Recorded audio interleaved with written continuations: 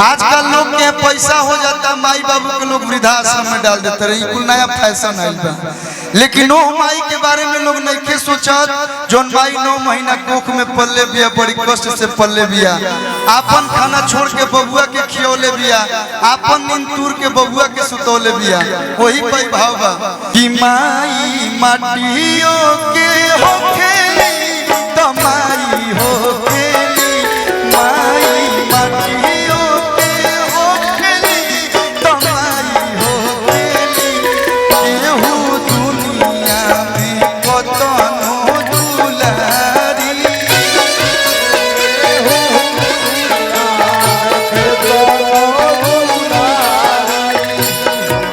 बाकी ये कहीं होखेली महतारी।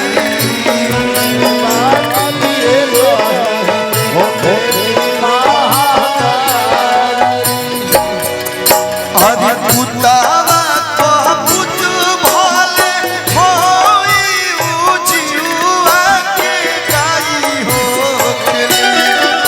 अरे पुतावा तो पुत भले होई उजियुआ के गाई होखेली।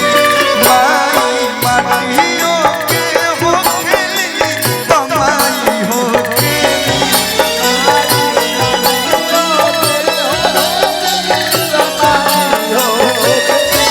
माई माटियों के होखेली त माई होखेली।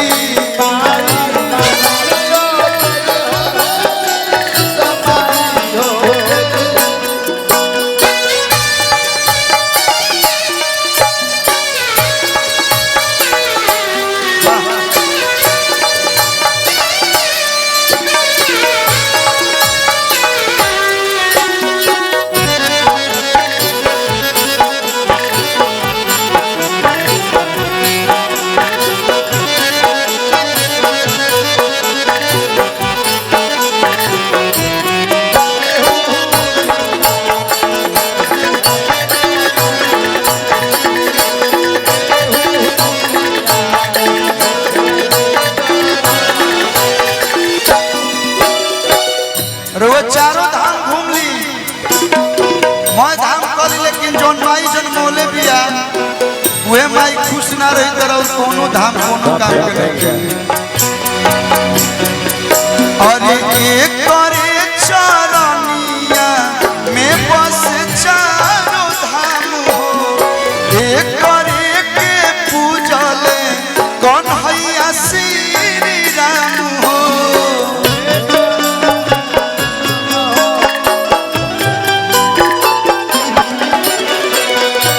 देखिए एगो वो बेटा रहा कि एगो माई के वचन निभावे खातिर 14 वर्ष वनवास कटले।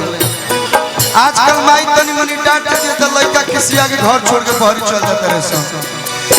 अरे एक करे चरनिया में बस चारों धाम हो, एही के पूजले कौन हैया श्री राम हो।